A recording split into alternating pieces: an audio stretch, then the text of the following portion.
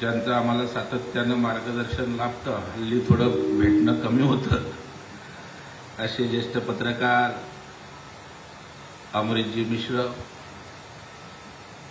सन्माननीय दिलीप ठाकूरजी, प्रशांत कुलकर्णी, मीना वंशंपायन, अरुण शेवते, सन्माननीय बापटजी, उपस्थित सर्वच सन्माननीय मान्यवर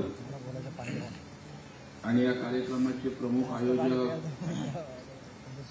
नयन कदम, अवधूत चव्हाण, कुणाल माईनकर, त्यांचे सर्व सहकारी, सर्वप्रथम नयन आपल्या सगळ्या टीमचं मी मनापासून अभिनंदन करतो की जागर मराठीचा हा कार्यक्रम घेऊन पुन्हा एकदा मराठी अस्मिता चेतवण्याचं काम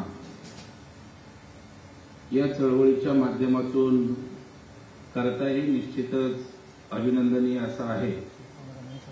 खरं म्हणजे योगायोग कसा अमरीतजी असतो बघा, हे सगळं उभं केलं हे मीच, हा डोम हे, आणि माझं उद्घाटन अजून व्हायचं आहे, परंतु मी पहिल्यांदा आलो आणि कार्यक्रम जागर मराठीचा म्हणजे न कळत आज उद्घाटन ज्याचं झालं असंही त्या ठिकाणी झालं. कारण उद्घाटनाच्या आमच्या डेट आता करू मग करू, परंतु आज अवधूत आणि सर्व मंडळींनी या ठिकाणी बोलावलं आणि माझा राजकीय उगमच मुळात मराठी माणसांच्या न्याय हक्कासाठी आणि हिंदुत्वासाठी, रक्षणासाठी असा त्या ठिकाणी मंत्र घेऊन झाला. आणि त्याच्यामुळे मराठीसाठी माझं स्वतःचं सातत्यानं कुठेही असलो तरी व्यक्तिशः फार आग्रह असतो. जे पत्रकार तर कधी आमचे बाईट घ्यायला आले की मराठी हिंदी मराठी हिंदी करतात, मी पहिलं सांगतो पहिलं मराठी. कोणाला चांगलं वाटतं, कोणाला वाईट वाटतं. आणि मला वाटतं प्रत्येक मराठी माणूस या ठिकाणी आपल्या अस्मितेच्या बाबतीत निश्चितच जागरूक आहे. परंतु दुर्दैवानं आता पुन्हा आठवण करून द्यायची वेळ या मराठी माणसांच्या मुंबईत होते, ही एक निश्चितच खंत आहे. परंतु या ठिकाणी निश्चितपणे पक्षापलीकडे, जातीपातीच्या पलीकडे जाऊन महाराष्ट्र, मुंबई या ठिकाणी मराठीचा जयघोष झालाच पाहिजे. आणि तशा पद्धतीचं काम आपले सगळे राजकीय पक्ष, खरं म्हणजे मी आलो तेव्हा मला बरं वाटलं, बरेच माझे जुने सहकारी या ठिकाणी दिसले आणि एक वेगळा भाव माझ्या मनामध्ये या ठिकाणी आला.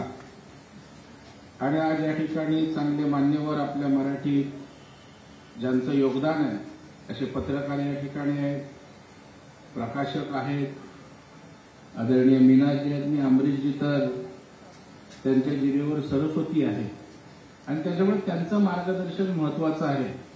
खरं म्हणजे मलाही हे ऐकायला बसून आवडलं असतं, परंतु पूर्वनियोजित अजून 3 कार्यक्रम त्या ठिकाणी आहेत. परंतु मी माझ्या परीनं मराठीसाठी जे जे करता येईल ते आपण करतो. मी ज्ञानेश्वरी मराठी ग्रंथालय आपण अशोकवनच्या नाक्यावर त्या ठिकाणी उभं केलं. आता नव्या स्वरूपात आपण तिकडे अनेक पुस्तकं नेट कनेक्टिव्ह करून त्या ठिकाणी मोठ्या प्रमाणावर ते करतोय. कारण केवळ जागर करून चालणार नाही, तर कृतीतनं सुद्धा या गोष्टी आपल्याकडे चिरंतन कशा राहतील याची काळजी घेण्याची अत्यंत आवश्यकता आहे. आपले पक्ष जरी वेगळे असले तरी आपण नयन कधीही मराठी या विषयासाठी माझी मदत सहकार्य लागेल त्यावेळेला निश्चित मी आपल्या सोबत असेल अशा प्रकारचा विश्वास या ठिकाणी देतो. सर्व मान्यवर या ठिकाणी या जागर कार्यक्रमास आले त्याबद्दल त्यांचंही मी या ठिकाणी स्वागत करतो, आभार व्यक्त करतो.